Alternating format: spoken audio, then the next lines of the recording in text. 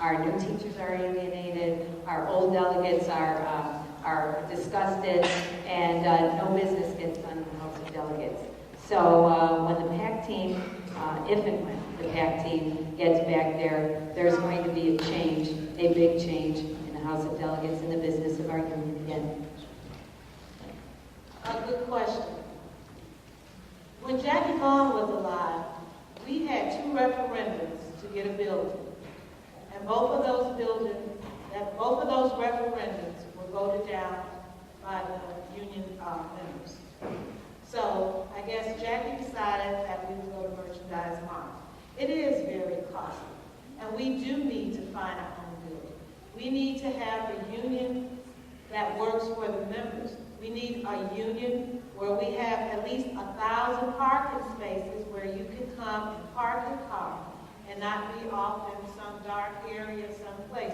In the union, it needs to be set up where we have microphones that are equal to the population in the union hall.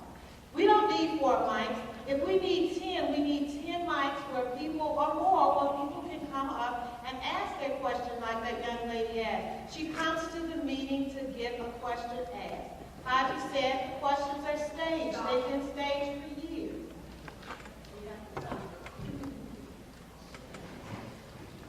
Yeah, I'm a veteran of all those meetings too, but I want to tell you something. Why should you have to come to a meeting to get a question answered?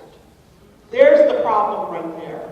You should not have to come to a meeting to get a really important question answered for you to take back to your constituents, people that put you as a delegate. So, let me tell you what real democracy looks like. It's that instead of a 45-minute or an hour-and-a-half president's report, which, quite frankly, was also designed so that no quorum would exist, so real business couldn't get done. We know all those tricks of the trade. Real Robert's rules, but more importantly, because a member-driven union, and that's what CORE is about, means that the House of Delegates has real power. The way things are right now is the House of Delegates has no power.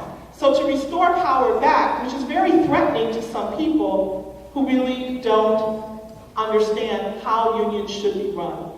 So there's a huge difference, and thank you for your comment, and I really appreciate it. I'm just letting you know we are running over, but I think you guys wouldn't mind having the questions answered that are here. So I was going to let you know that you guys will stay straight. Thank you. Okay, the next question, I think it's Debbie who starts with this one. I'm Lori Drucker, speech pathologist.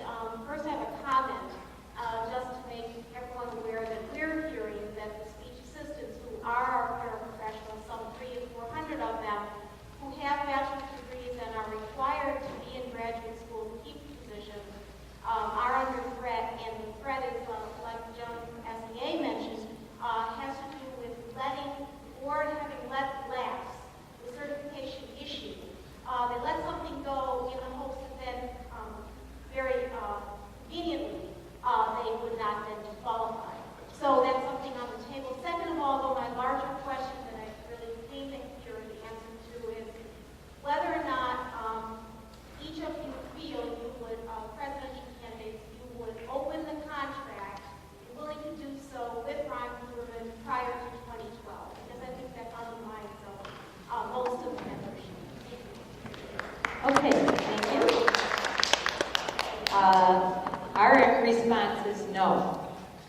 We're not willing to open the contract prior to 2012. The Board of Education signed a contract through 2012. That contract has all of your job titles in it.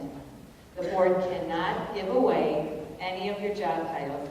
One of the citywide teachers told me today that there's buzz out there that the board is not going to, they're going to make the charter schools buy their own psychologists and social workers, and et cetera, from private organizations, and they won't pay them, give them as much money. The board cannot do that right now. You are bargaining unit members. The board cannot, or should not, and will not, without a fight from the union, give that work, outsource that work to private entities. That is why we have a union. The union is supposed to protect bargaining unit members. So, no furlough days, no wage increases. Our position is no, that we would not reopen the contract. Same thing here. You have a contract to 2012, and the contract should not be open.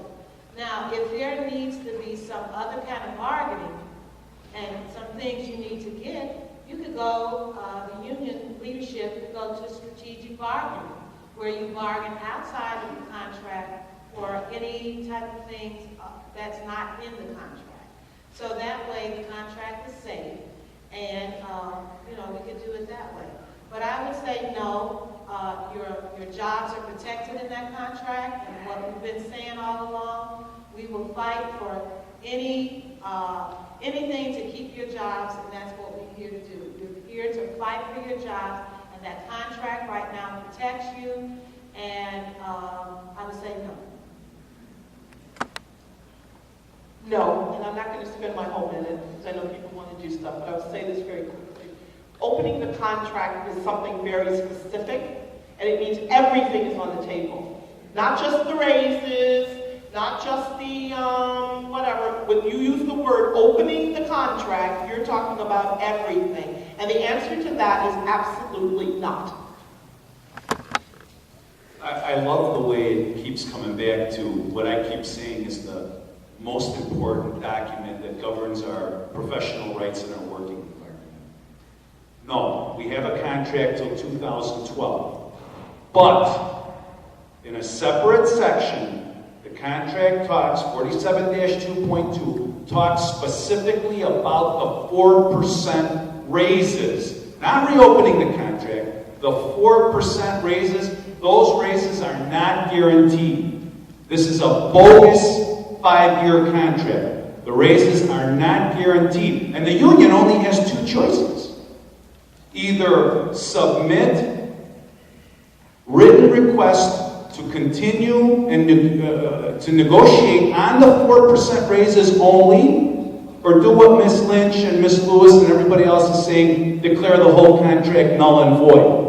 You forfeit the 4% raises if we don't follow the specific contract language in 47-2. We need a contract expert in there. This is tricky. Jennifer, next question. Hi, I'm Dr. Jennifer Schwartz. I'm a school psychologist. I've been with the Board of Education for 12 years, and I'm also a union delegate. Every year, at this time of the year, we are told to complete all of the summer cases. We are hired for 9.5 months worth of work, and yet we are told every year that we need to clear all of the cases, special education cases, due through August and even sometimes early September.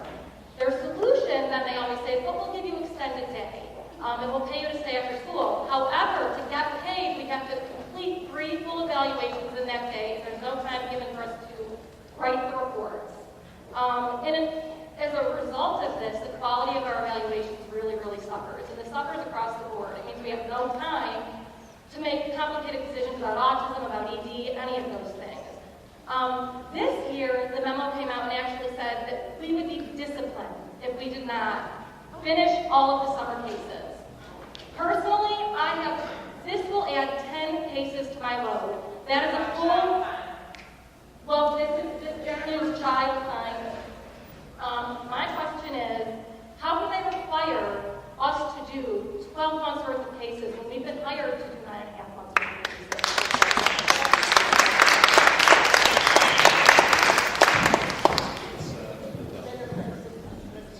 Linda starts.